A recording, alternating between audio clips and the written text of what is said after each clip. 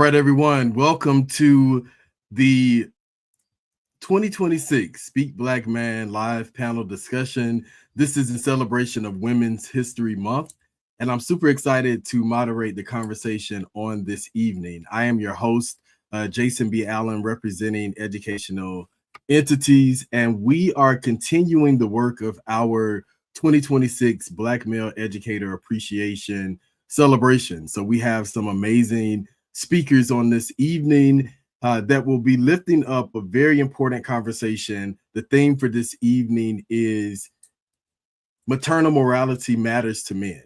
And so we are lifting up a conversation again for those who are in Georgia, the Southeast region, and maybe those who are concerned about maternal mortality. So before we get started with our panel discussion on this evening, I am honored to have someone who was on the battlefield for children, women, and constituents, those who are oftentimes unheard, those who are on the front lines, our essential workers.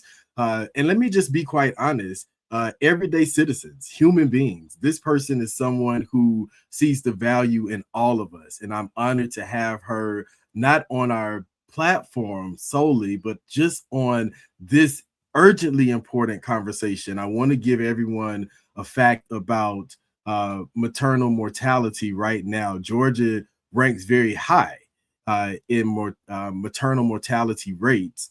And this conversation is something that, as we get ready to close out Women's History Month, has not been talked about enough. And so, with that being said, I'm super excited to bring on Representative Jasmine Clark, who is going to bring greetings to us, share some words with us, lots of information that we need to know, how to get connected to her, and most importantly, her work on the battlefield. So, Representative Clark, we are going to turn it over to you at this time. Yeah, absolutely. So first, I want to say thank you so much for having me here today and allowing me an opportunity to greet you all. My name is Dr. Jasmine Clark, and I'm a state representative in the Lilburn area of Gwinnett County. I am also a candidate for Congress running in Georgia's 13th congressional district, which includes Gwinnett County, Newton County, Rockdale County, Henry County, Clayton County, and one precinct in DeKalb County. So if you vote at MLK High School in DeKalb, that is also a District 13. It's very timely that I was invited to speak with you all today, because today I had the opportunity at the state capitol to welcome the Black Maternal Health Task Force to the state capitol to talk about this very important issue, and that is maternal mortality. So, a lot of people may not realize this, but the state of Georgia has one of the highest maternal mortality rates in the country. And another not so fun fact about maternal mortality in the state of Georgia is that while we have this really high rate, it is actually Black women that are driving up this rate. So while we have seen improvements in maternal mortality for every other racial demographic, Black women saw their numbers shoot up. And what am I saying? In plain English, Black women are dying from pregnancy related deaths. And a fact that's even more staggering than that is that 87% of them, according to the Department of Public Health here in Georgia, 87% of those deaths were preventable. And so I feel like we should not be okay with that. We should not be comfortable with women dying, pregnancy related deaths. Also, another not so fun fact is that even our infant mortality rate is higher than the national average and very high for our Black children as well. And so, one of the things I always say is that addressing maternal mortality or pregnancy related death is a policy choice. In the state of Georgia, we do have policies related to reproductive health care, but a lot of those policies are focused on criminalizing instead of prioritizing. They're focused on policing instead of protecting. And so, as a state representative, I feel like it is incumbent upon me to highlight this issue, talk about the issue, and not just talk about it, but push forth legislation that actually addresses the root causes of why women are dying from things that they should not be dying from in a developed country that is supposedly the richest country in the world. Things like making sure we address healthcare deserts, food desert, economic development, systemic racism, mental health, all of these, and so much more. Access to healthcare. We got clinics closing all across our state, and more are closing than are opening. So these are the things that we need to address. And so this is my last legislative session as I am running for Congress. But as I endeavor to go to Congress, these are conversations that need to also happen at the federal level. And I look forward to doing that from a place of experience, as I have been talking about this for the last 8 years. And I know that there are policies that we can implement up in Washington, D.C. to do better. So, again, my name is Dr. Jasmine Clark. I bring greetings from the state capitol. If you want to learn more about me, my background, my platform, please feel free to visit my website at Jasmine, the number 4GA. And again, I really appreciate this opportunity to greet you all today. Everyone, I hope you're able to come in the comments and help me thank Representative Clark for joining us on this evening. And also, I must, say thank you for your work. We are seeing a lot of transition this year with elected officials. And one of the things that I will definitely say, working with parents, caretakers, and families is it's vitally important for someone to be in elected office that is a public servant and who is really striving to work on behalf of the people. I hope that people understand that even if you don't believe in the political system, it is happening with or without you. And it is always good to have someone like Jasmine Clark representing the ideas of the people. So again, thank you so much, Representative Clark, for bringing some facts to us, letting us know the work that's happening, how we can get connected to you, and most importantly, how we can support your continued efforts to work on behalf of the people. Thank you again for joining us on this evening. Thank you. All right, Jasmine Clark, again, that was our representative who has just mentioned that she is now going to be running for Congress, and we are super excited for her next journey. And most importantly, parents, caretakers, if you are listening to this, be encouraged to also learn more about civic engagement, how you can run for office, and most importantly, let your voice be heard in what's happening across the state of Georgia, in your local community, and definitely what's happening nationally. Now, we have some power players that are going to be speaking on this evening. I want to do this shout out before I bring the panel on. Mitchell White, who is also running for office on the panel on this evening, had an event last year bringing awareness to this. And I thought that it was so important to have him on and others this evening, because social media and the media will lead us to believe that Black men do not care about our children and families. And a big part of educational entities is to bring truth to light and also dispel myths. And so I want to shout out Mitchell. This is the brother who, again, is a father, a husband. He is running for office. You'll learn more about him in just a few moments. But he had a public event last year, ringing the alarm and making sure that men were brought into this conversation. And so we're going to hear from our 2026 BME Father of the Year, Howard Robinson. A very special guest, Miss Camille, is going to be on. She's going to share more about her work. As I mentioned, Mitchell White, and also Pastor Tony Cash. So we're getting ready to bring on our special guest panelists now so we can get right into the conversation. This is going to be informative, a good conversation, but let me tell you, we will not have you all night. So again, we're going to bring on our guests at this time. Please join me in welcoming these special guests to the platform. And we are going to begin with greetings. Now, listen, special guests, I'll tell you this. Pastor Tony and Camille, it's great to see you guys. Howard, great to see you. Here's what I'm going to say. In your introduction, Mitchell, it's good to see you on, brother. And I just gave you a major shout out, so I hope you were able to hear that. Camille, I'm going to start with you. You've been on the platform before. Tell the people who you are, where you're from, a little bit about your work. In that little bit, tell people how they can connect with you and maybe highlight one thing that you are doing for the people. And we'll go to Howard, Pastor Tony, and then Mitchell. All right, so Camille, kick us off.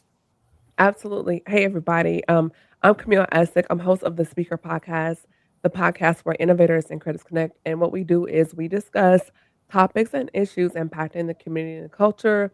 Out of that, I have a corner for our Black men. It's called Heart and Soul. We do bring the ladies on from time to time, but in that space, I open up room for Black men to discuss mental health, relationships, faith, and entrepreneurship. And out of that, through my podcast, I have a series for the ladies. It's called The Psychology of You. And we break down the foundation and really take a look at the formation of how Black women in today's society, what shapes our self esteem, and attacking some of those nuances as well. And I can be reached across social media platforms. I'm on iHeartRadio, Spotify, Pandora. I'm also on social media everywhere at Camille.Essick. And you can also find me online at CamilleEssick.com as well. Okay, so everyone, you guys see why we have her on this evening. Amazing work, and she's going to bring some phenomenal things to the platform. Okay, I believe Howard, you are up next. Okay. Tell us a little bit about who you are, where you're from, work you do, Pastor Tony, and then Mitchell. Okay, perfect. Well, hello, everyone. My name is Howard Robinson. I'm the founder of Versatile Education and Design. I'm primarily an educator who, and then a new father. So that's a new thing. I'm a new young father on this fatherhood journey who was helped through a variety of resources. Fathers Incorporated, the Coalition of Fathers Matter, ATL, working with the Center for Black Women Wellness. So I'm one of the dads that a lot of the programmatic support, the nonprofits, the community service work, some of those smaller individuals who don't necessarily know about all the intangibles that goes into the impact that reaches them. I'm one of those people who was inspired to use what I do in education and design to produce more results to help to fight for families, fathers, and obviously with families, maternal health being a major issue and concern, really wanting to do my part to inform the community. I am the founder and developer of the Common Ground app, available now on Apple, soon Android. It's an app for fathers and family to learn more about the legal system and to find resources for mental health and a variety of other resources and connections to organizations.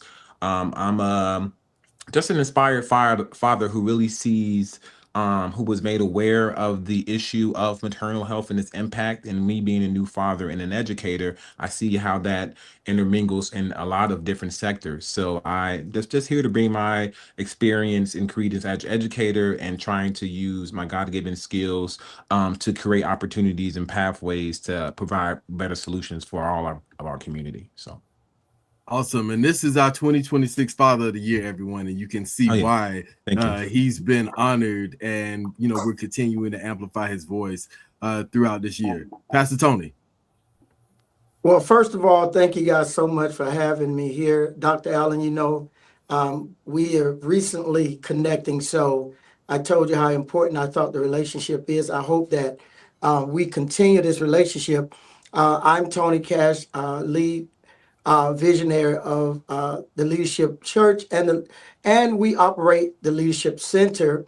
And I just want to say to all of you great community leaders that please connect with me on some of the things that you're wanting to do.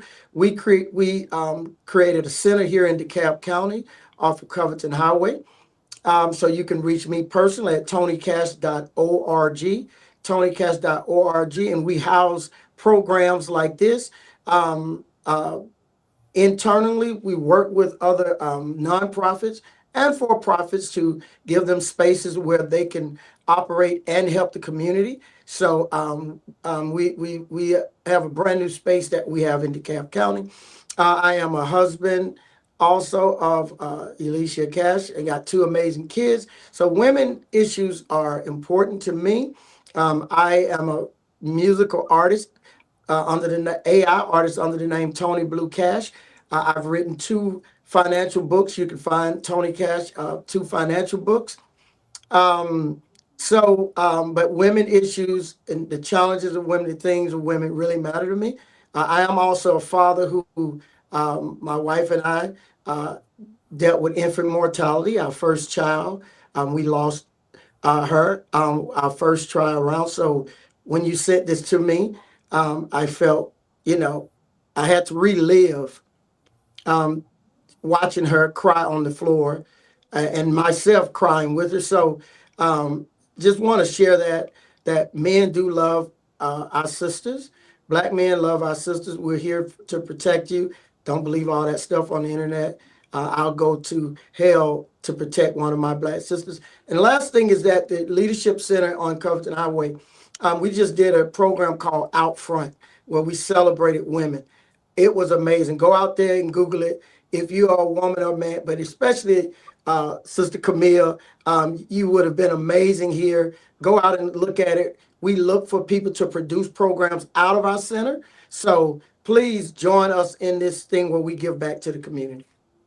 Yes, if you would share your information with me, that'll be great. I may reach out to you. I'm also a PhD student, so that may also tie into some things I'm working on behind the scenes. So I would love to connect with each of you Yes, and after the have show. all of them on your show. Yes. Absolutely. And by the way, Pastor Cash has an amazing studio. You're probably seeing part of it that Dude. he's in right now. So definitely everyone who's viewing, but also who's on this platform, please connect. Mitch, we're gonna pass it over to you. Okay. Hey, thank you for having me, brother Allen. It's an honor to be on the panel and having this important discussion about an important issue. My name is Mitchell White. I ran for State Representative District 81, which is in the McDonough Locust Grove area. I ran for this seat in 2024, and just being out and about speaking with folks, I kind of learned about Georgia's maternal mortality crisis. And it's something that's important to me. My wife and I, my high school sweetheart, we have 6 children together. We have 3 boys and 3 girls. And thank God, all of our pregnancies were simple, natural childbirths, no complications, but everyone isn't as fortunate. And so upon learning about Georgia's maternal mortality crisis, the fact that Georgia ranks number 2 in the maternal mortality rate nationwide, really took me aback. It's something that I care about. And even as Brother Allen mentioned, I did a maternal mortality town hall last September. And the reason why I did that is, number one, to raise awareness, but number 2, to highlight the fact that as Black men, we do care. We do care about our sisters, our mothers, our wives, our girlfriends, our baby mamas. We do care. And so I wanted to drill home the idea that this isn't just a woman's issue, it's a community issue. And as technologically advanced as we are as a society, it's a shame that we have such a high maternal mortality rate, which indicates that, number one, we don't have the political will, and number 2, we are not prioritizing it. And so when I'm elected, this is something that I fully intend on tackling head on, and I look forward to working with legislators such as Representative Jasmine Clark and others who are on the state level to bring real change and solutions to such an important issue that disproportionately impacts our community. Listen, I'm excited about the conversation on this evening. I'm reminding everyone we won't have you a long time, and I'm not going to hold our panel long. I intentionally did the introductions in that way because I knew we would touch on the lived experience aspect of the questions that I sent out to you all, and I think it was vitally important. And I'm being honest about this because I didn't put this in detail when I sent this out to you all.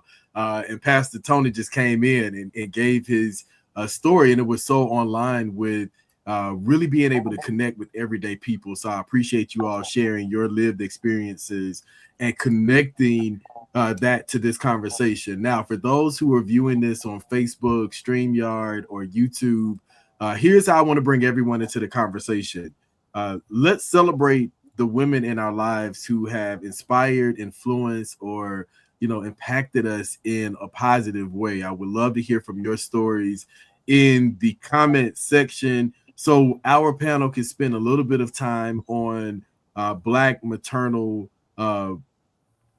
morality. Why should this be an issue for everyone? And Mitchell kind of hit this on head on. I want to go a little bit more into this. We know that there are, under our current administration, there is even more racism and prejudice within the healthcare system that not only Black women are facing, but even husbands.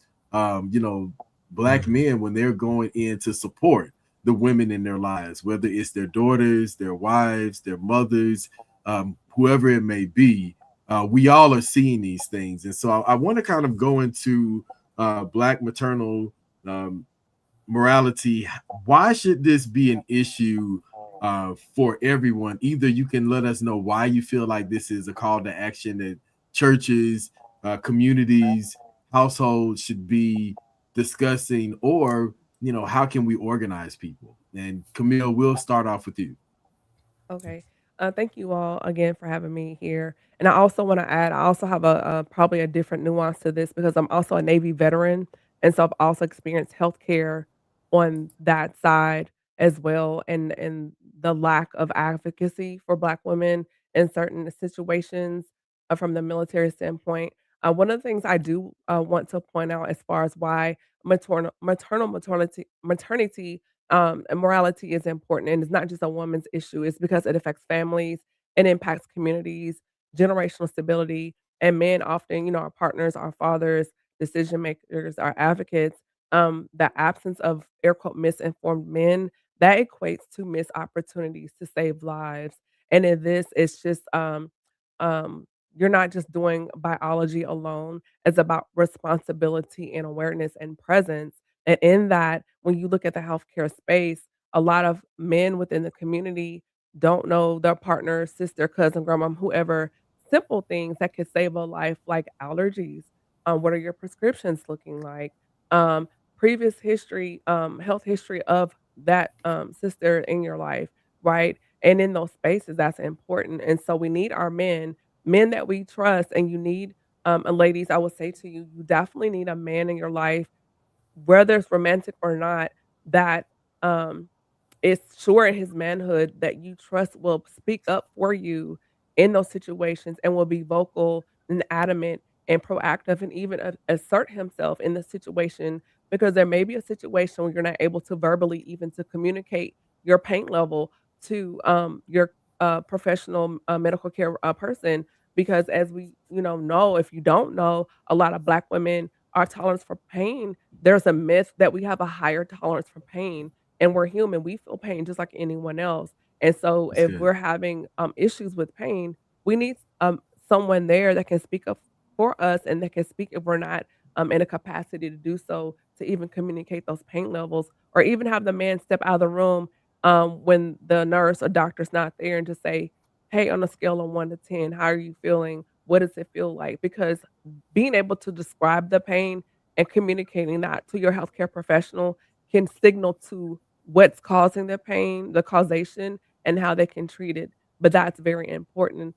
Also, speaking up in those medical spaces when we are dismissed, understanding the warning signs during pregnancy and postpartum, and also being emotionally and mentally, even spiritually present for us through those spaces, and challenging the idea that, not just a woman's business, but even posing the question, what does it look like for Black men to advocate with the same urgency in a hospital room as they would in any other area of their life?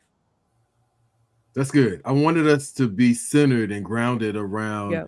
your experience that may lend to some of the ideas that the brothers would like to share. All right, Yeah. let's go to Pastor Tony. I want to get you in early and also make sure that we hear your voice on this question and the next question. So, Pastor Tony, let's hear from you.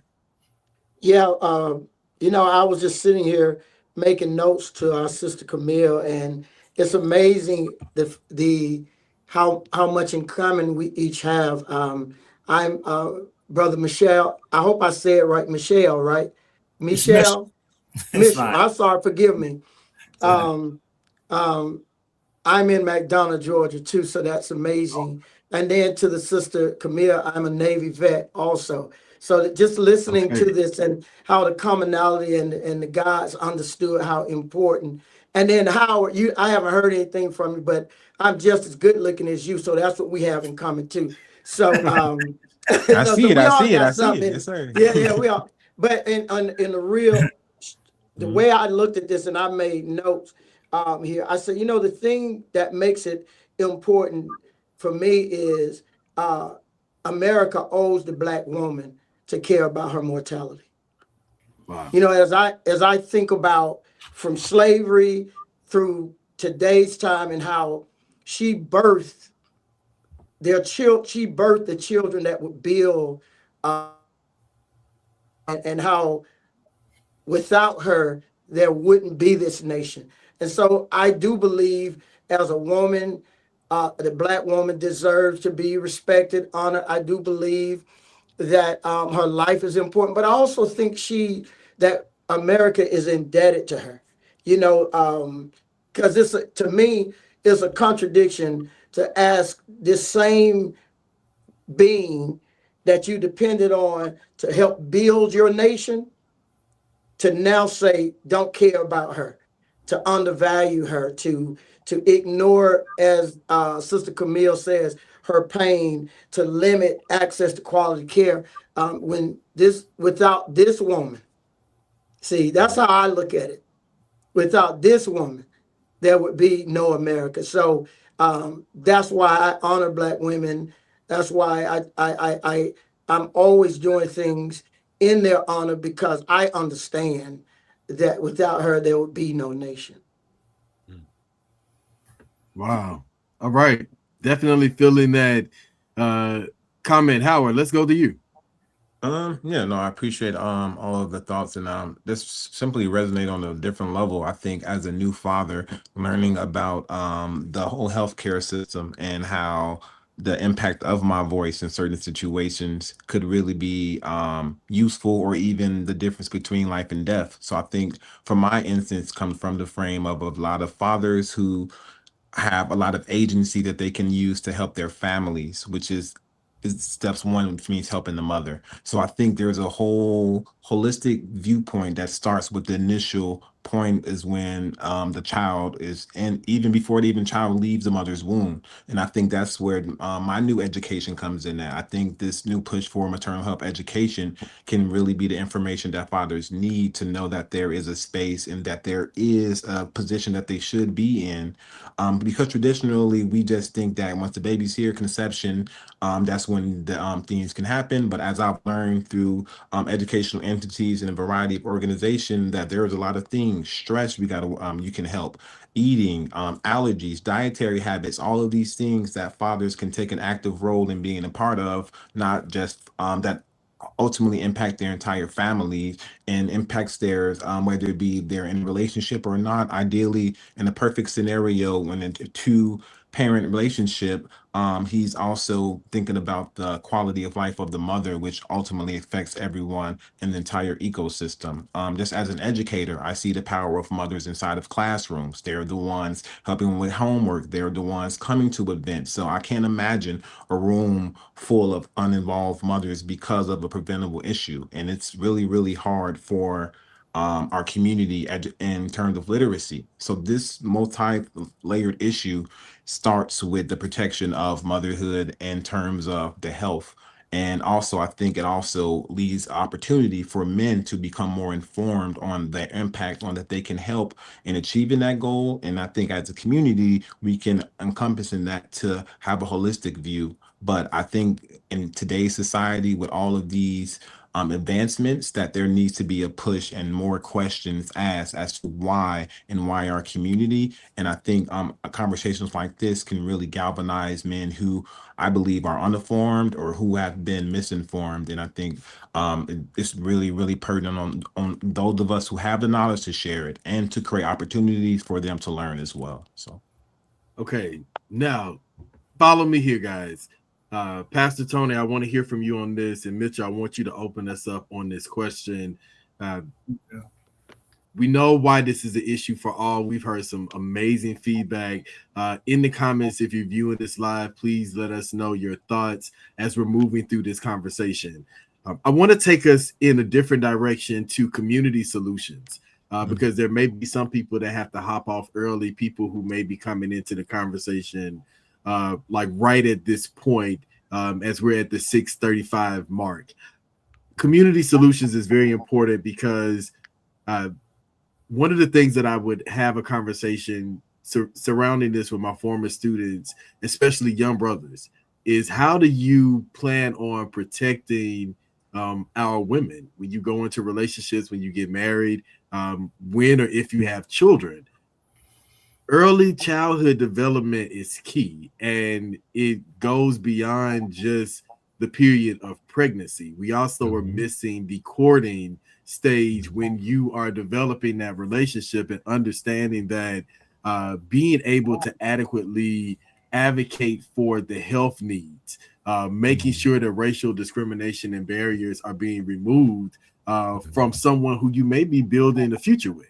I feel like those conversations need to start early, but I'm also wanting to hear from Mitchell and Pastor Tony specifically because the church, the community, and our households play a major role in those conversations because we cannot rely on public education to do that aspect for us. So, community solutions. Let's start, Mitchell, with you. I know you are running for office and wanting to impact policies. How can we support families and communities with more access around family planning and policies that will bridge the gap with the racial barriers that Black women and also Black men face in the healthcare system?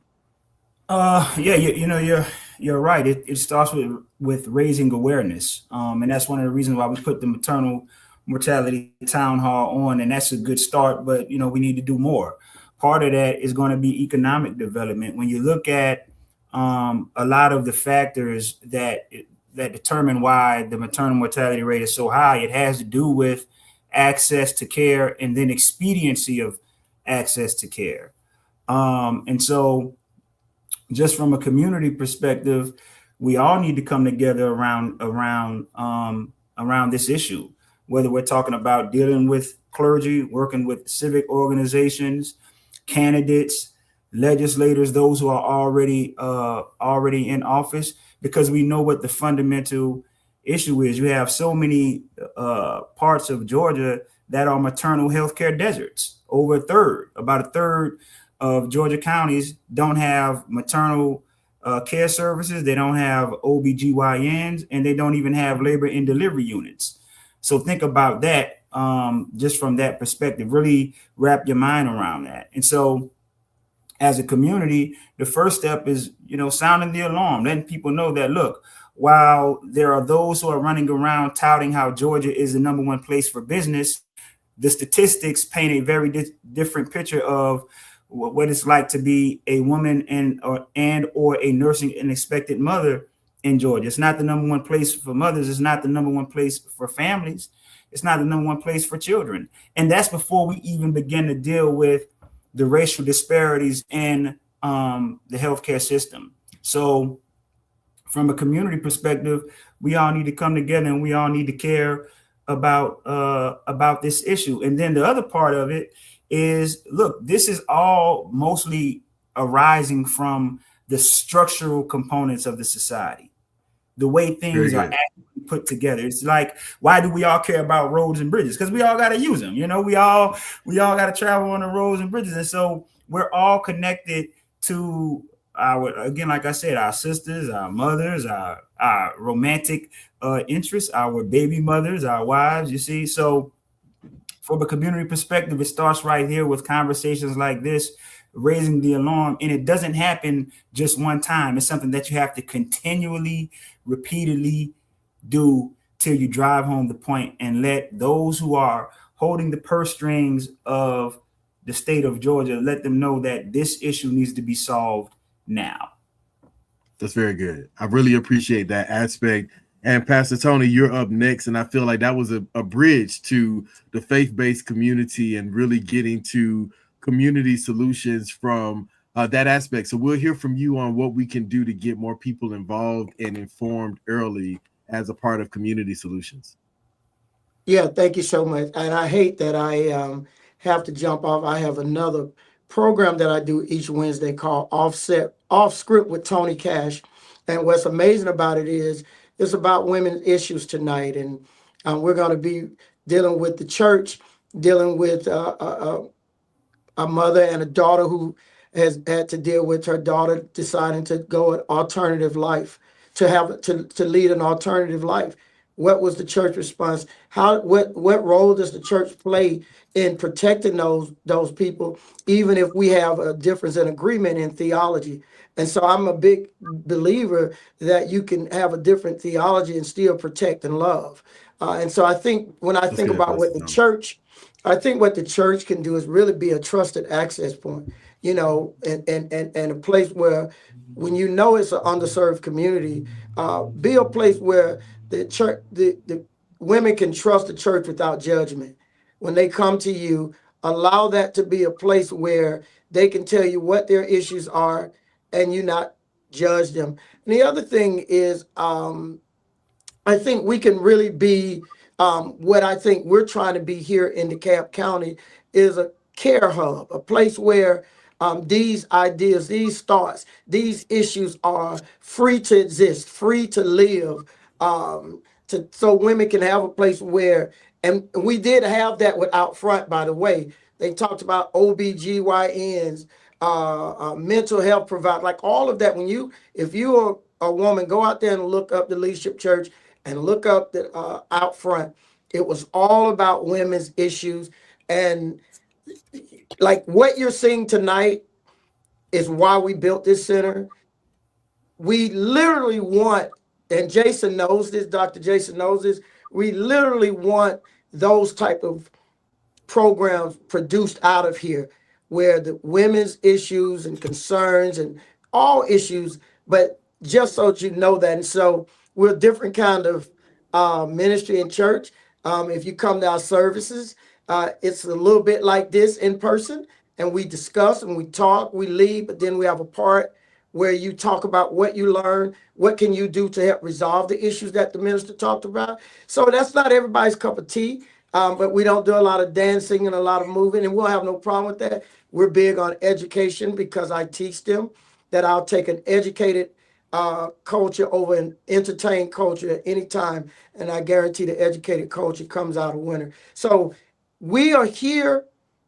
This is what I think we can do as a church, and we can't run from issues. We got to run to them, but run to them with solutions in hand, not judgment. So that was awesome. I'm gonna go to Camille and Howard in this moment, but I just want to thank you for your words, and it connects to a lot of the next part of this conversation. So again, thank you so much for being on and with us, and for those powerful words, Camille and Howard. I want to continue to what Pastor Tony has, just shared with us, and I also want to give people some data.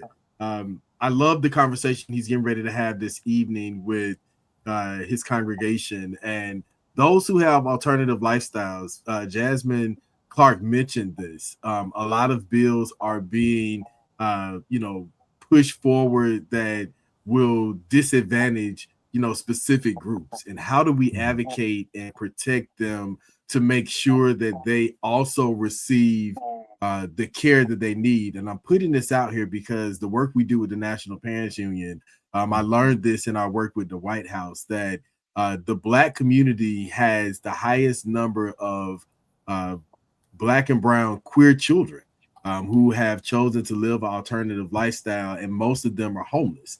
A lot are displaced from two-parent households. I'm sharing this because oftentimes Black women, Black single women have taken the fault for this. And a lot of these children are being displaced from two-parent households. Pastor Tony gave a solution to what he's actually doing with his congregation to bridge the gap. And this is important, Camille and Howard. I'm passing it over to you because a lot of these children go out and become young adults who don't have access to healthcare, who don't have access to a support system. And so they don't have anyone advocating for them, and they don't have the advocacy or access in place. So how can we be proactive in advocating for others in community that will be impacted by healthcare laws? Howard or Camille, either one of you, will hear from you, and then Mitchell, I'll tag you in as well. Okay.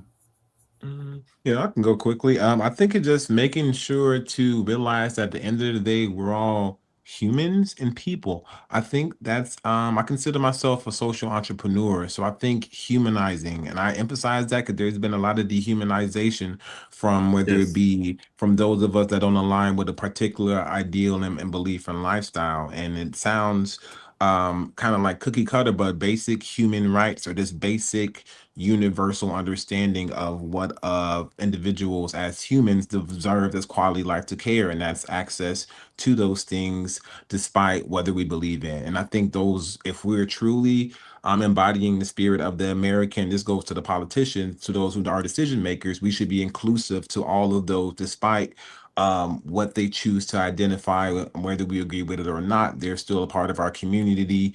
They still go to our schools. They're still people. They still are us. So there is no difference. And I think this increase in othering has caused a lot of dehumanization. So I think that having policies and having pathways for communities to engage with each other in ways that don't have so many barriers could be almost what I'm trying to do. So I'm using artificial intelligence technology, gaming to connect communities, fathers, mentors, educators, all in the space so they can congregate. And then from that space, they can see that, hey, it kind of disarms some of the disillusions that we have about the other, I guess, others, and even the terms. We're not others, we're the same. So I just think a lot of the That's good. terminology as educator, the terms we're even using, we are us. This is people who see an idea differently are not getting basic human rights. And I wouldn't feel comfortable knowing that, because who knows, someone else could take those from you based on your idea. So I just think for me as a person,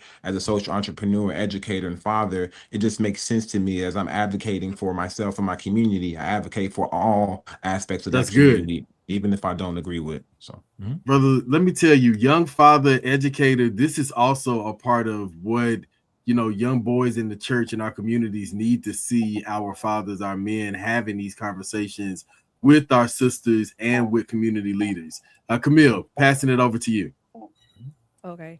I'm going to bring another side to this. I'm a third generation PK, so I'm going to slide some terminology in there that some of us church may be familiar with.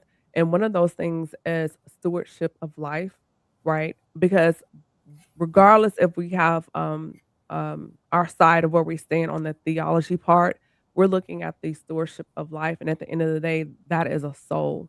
And we all have the right to simple things, healthcare, right? When you look at Maslow's hierarchy of needs, we look at covering and protection. And within the realm of faith, you also have to be able to have that discernment to have discernment in critical moments, and also covering and prayer and action and working together, which means, again, outside of where you stand in terms of theology, but recognizing some things and saying, hey, I'm seeing some things about this individual from a healthcare standpoint, some things isn't right.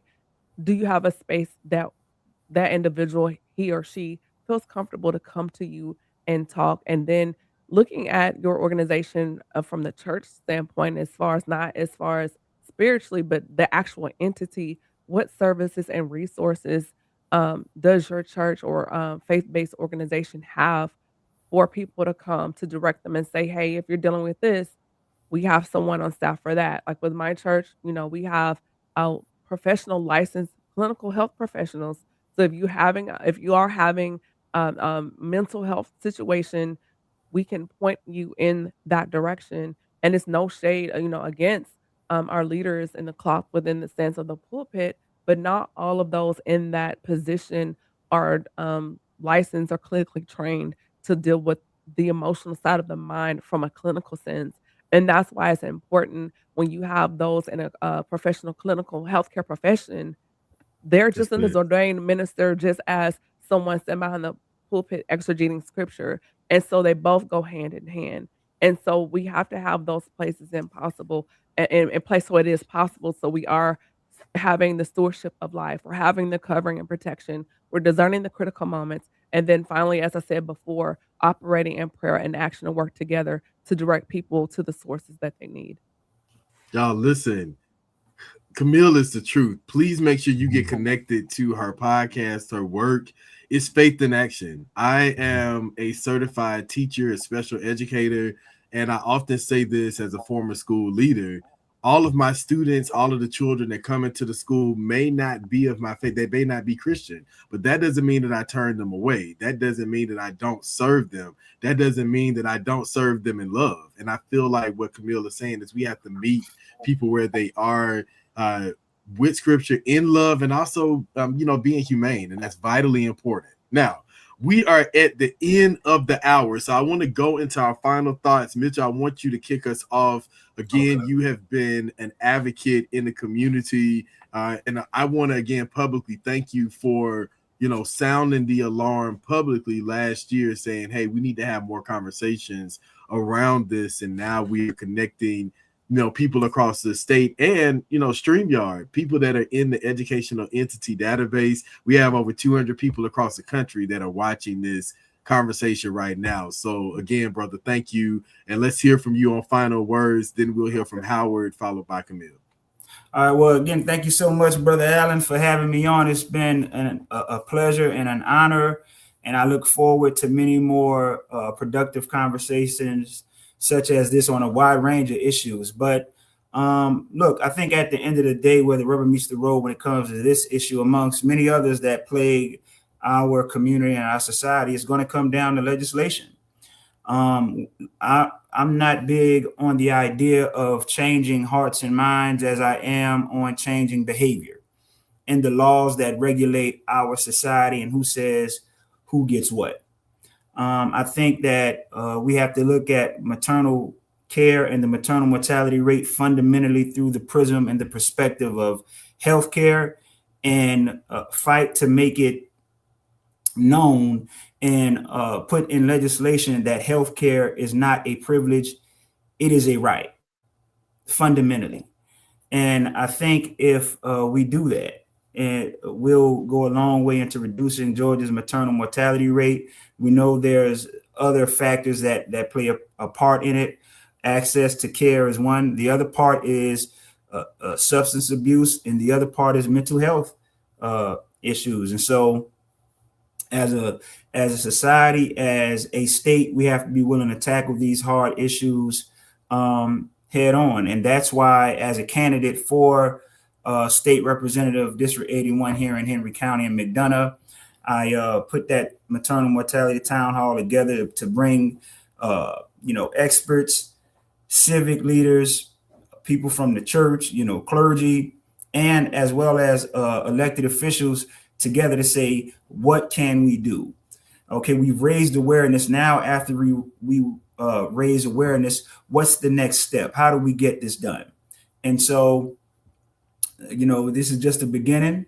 I look forward to many more conversations, and I look forward to actually helping to get some type of legislation passed that's going to, move us in the right direction when it comes to reducing Georgia's high maternal mortality rate. Again, it's the second highest in the nation, which in my view is a travesty. Well, yes, this final thoughts for me is just for our community, it's just to really understand the power of policy and advocacy.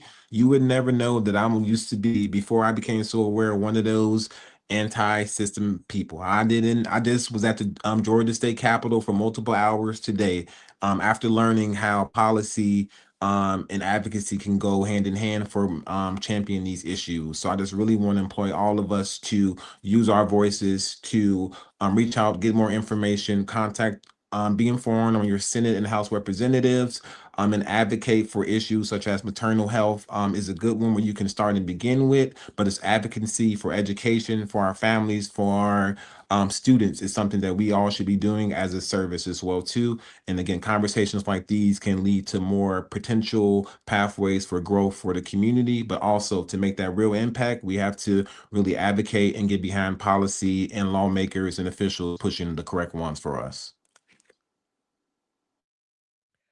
Yes, again, thank you, Jason, for having me here. Just some final thoughts. Um, like we said before, speaking up, advocating for that woman in your life, whether if it's your sister, your cousin, your auntie, whomever, even if she's not advocating for herself, you step in and be the voice, even when she doesn't have the strength or power to do so. Also, making sure that her voice is heard, understanding those pain thresholds. Again, like I said earlier at the beginning of this conversation, having those discussions about allergies to medications, food allergies, previous medical histories, from the faith-based, perspective, like we mentioned before, the safety, having the space where you're having stewardship of life, covering and protection, um, and discerning the critical moments, the prayer and working together as a community, and just, being the man that you desire for her to have, or if she is your sister, that she will obtain later on. And just, don't just accept surface answers. If you feel the need to dig, follow that intuition, that discernment, and ask the hard questions, and and advocate for her even when it's uncomfortable. Have some knowledge about patient advocacy when you're dealing with hospital staff and administration. Um, check in with postpartum, because there are windows and those windows matter. And awareness is not just enough, because at the end of the day, it's the advocacy that you have for her that's gonna save her life and even other women. Everyone, listen, thank you all so much for joining us on this evening for the Speak Black Man live panel. This was phenomenal. We are going to be doing things throughout the year, but here are next steps. First and foremost, make sure you get connected to all of our phenomenal speakers on this evening. Pastor Tony Cash and his wife are doing phenomenal things in DeKalb County. Make sure you get connected with them. Howard Robinson is our Father of the Year. This will not be the last time you see this brother. I'm getting ready to give you some things to save the date for the BME movement this year. We are making sure that we're doing exactly what Angela and many others have been saying in the conversation, in the chat, in the comments. This is a necessary conversation, and it is helping us move into action. And so Howard Robinson is one of the voices to watch. Make sure you continue to follow this brother's work and what he's doing in and out of classrooms. Now, you're going to hear all of these voices on Camille's podcast. The Speak Black Man podcast is returning in the fall of this year. Now, my final thoughts and my next steps, the BME celebration is far from over. This year, we're going to be having an educators mixer on Thursday, June 4th. Right after the holiday, as we begin to close out this school year, we're going to be bringing together our honorees, educators from across the state, and fathers. Definitely talking about the educator pipeline, and most importantly, in this economic recession, building our pipeline with fathers. There is a need for fathers in education. We've been talking about this, especially for younger fathers that are building and sustaining families. I'm going to let you all know right now, churches, if you have young fathers, you have those who are in college that are looking for what they can do, we're connecting the gaps. Fathers can be amazing teachers. We already know they are tutors, they are coaches, they are mentors. And guess what? Education starts at home. So we already are playing a role, and we have some phenomenal partners and organizations helping to bridge that gap. With that being said, it's 1 minute to 7 o'clock. Thank you all for joining this pivotal conversation. Again, if you know a Black male educator in the state of Georgia, the BME Appreciation Movement will be having an educators mixer on Thursday, June the 4th. Please make sure you stay tuned to educationalentities.com to get more information, to get connected to ETV, and review this amazing conversation. Again, everyone, thank you so much for being on this evening, and we will see you next time.